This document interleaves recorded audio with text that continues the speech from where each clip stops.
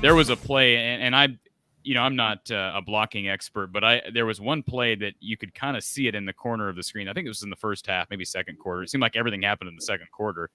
But Luke Lachey was caught on camera with just an absolutely stellar block. And I don't even remember what the play was. Maybe you didn't notice it, Don.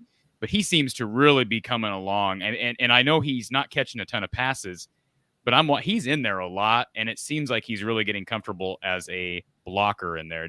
Would you agree with that? Yes. You can tell the coaches have a pretty high level of confidence with how he plays. Otherwise, we wouldn't show up with so many two tight end sets. And, of course, he's always the second tight end, and deservedly so. You'll find this interesting. When the third quarter turned into the fourth quarter, it kind of reminded me a little bit. At that point, it reminded me of a scrimmage in spring ball, because a typical scrimmage, it's 1 against 1, and then for a period of time, it's 2 against 2. And here it is on national TV. It's number 2 versus number 2 out there playing. There were hardly any starters on the field in the fourth quarter on either team. And it was kind of comical in a way that our twos are in, and fundamentally, Maryland's taking out a lot of their best players too, because they don't want to get them injured at that point in the game, just as we don't want to have our guys injured either. So, Don, have you ever seen a situation where Iowa has played, at the time they've played them, 3 undefeated Power 5 teams to start the year? And I know Indiana was week 1, so of course they're undefeated. And Iowa State had played UNI, but 3 straight Power 5 teams to start the season, and every single one of them ended up benching their starter. Now, you mentioned it might have been more of a health issue and a health concern, but Purdy was benched, Penix was benched, Tagovailoa was benched. Right. Have you ever seen a situation like that? Are you making any predictions about that Penn State guy then? Well, I won't go that far, Don. I don't want to seem cocky, but you and I are both not big fans of Sean Clifford, right? You know, he's playing better this year. He must be. Now, I haven't seen enough to know, but just looking at his numbers, one thing they do well, of course, is they throw the ball down the field pretty effectively. And so I think Clifford is playing better than he's ever played before. Last year, he was turnover prone, as I recall, in any number of games. Seems like they've gotten that more under control. And I know they do have at least one, if not a couple of home run receivers. Of course, we knew that Maryland had some guys that could be home run hitters too. And yet, when they show up against Iowa, all of a sudden it's more difficult for them to make those same plays they were making against other teams. But that's all because of the way Iowa plays defense. Doug Phelps says, best O-line performance this year. I was super impressed with the run game. I thought the second half, Tyler ran into a lot of walls. I don't know. What do you attribute that to, Don? Because the first half was tremendous as far as run space. Yeah, we had real early in the game, we had a couple of snaps that were minus yardage on the ground, as I recall. But then we got untracked, as I mentioned. I believe at the end of one quarter, we were averaging 5 yards a carry. Somehow that sticks in my head. And things got only better in the second quarter. Of course, the defense was demoralized because they had horrible field position, one possession after another. And it's always frustrating. I remember seeing our numbers. I think in the second quarter, if I'm not mistaken, we had 31 points on the board, and yet we only had 97 yards of total offense. So short field, that always helps. And of course, the penalty yardage makes a difference. They were being penalized from time to time, and that makes the field even shorter for us and longer for them. If we happened to be trading punts, I don't know how many times we punted, not very many. But when we did trade punts, that generally was in our favor too, I think. So the bottom line, it was a nightmare for Maryland because very few things went right. I want to address this comment. Iowa only beats little teams once they play a big team, lights out. Well, they've played 2 top 20 teams, at least teams who are top 20 preseason, and now they've beaten an undefeated Maryland team on the road, and they've destroyed them. So you play who's on the schedule, Don. And, I know Mark Rogers himself tweeted this out during the game.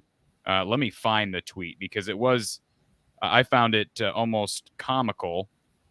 So Mark was listening to CBS Sports Network during the game, and this is what Mark tweeted out. Let me find this. He says, just heard someone on CBS Sports Network say they won't talk about Iowa yet. The guy said, "Keep winning your games, and we'll talk about you." Okay. Last I checked, Iowa is winning their games. I guess I don't. I'm fine with being under. That's what I responded. I said I'm fine with being the underdog. If everybody wants to lay, I would love to be a home underdog next week against Penn State. Am I right? I would like to think that everybody on our schedule would underestimate us going into their game because that would be in our favor. I don't know who Modine is, but I would simply tell Modine this. I know a lot of these players personally, and I promise you, character does matter, and this football team has high character. That's one reason we seem to deal with adversity better than a lot of other teams. Well said. Well said.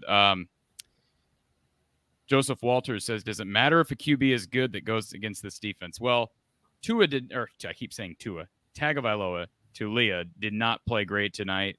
But again, I go back to what we just got done saying. Heading into the season, Don, I may rate Penix and Purdy as the number 1 and number 2 quarterbacks on Iowa's schedule. Who else would be up there right now? Well, I do recall who was leading in terms of Pro Football Focus grades. Before today's game, the number 1 quarterback in the Big Ten was the one from Maryland. So there you go. I mean, I'm trying to be cautiously optimistic, but the numbers don't lie, and Iowa continues to do it week after week. And I said it after the first week. I said it after the second week, Don. Can Iowa sustain the number of turnovers they're producing? And I'm starting to think the answer is yes. I mean, well, just remember this, Corey. We didn't have a pick the last 2 weeks. That's true. So, that's credit to Kent State and credit to Colorado State. But tonight you have to give a lot of credit to Iowa because some of those passes that were thrown, it took a great play on the part of one or more defenders to be able to turn that into an interception. A great tip on the part of Jack Campbell, a great job of running the route for the Maryland receiver in the case of Belton.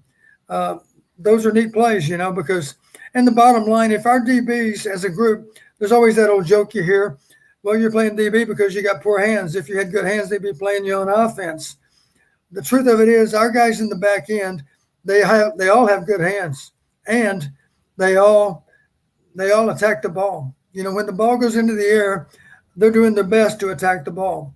They like to think, we need to get our fair share of these, and if we continue to play with great technique and jump those throws as best we can, and of course it helps that the quarterback's throwing out of a hole sometimes. Matter of fact, that first interception, I think one reason it happened was because was it 90? No, it was 92. It was Wagner.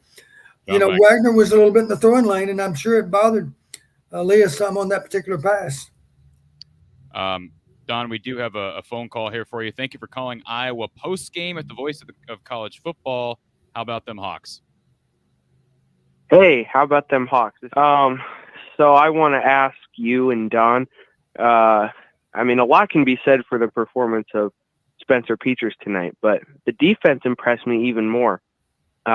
Granted, they haven't played very, very great teams yet, but I believe Tagovailoa had about 1,300 yards passing, 10 touchdowns, and an single interception going into the game, and they picked him off 5 times.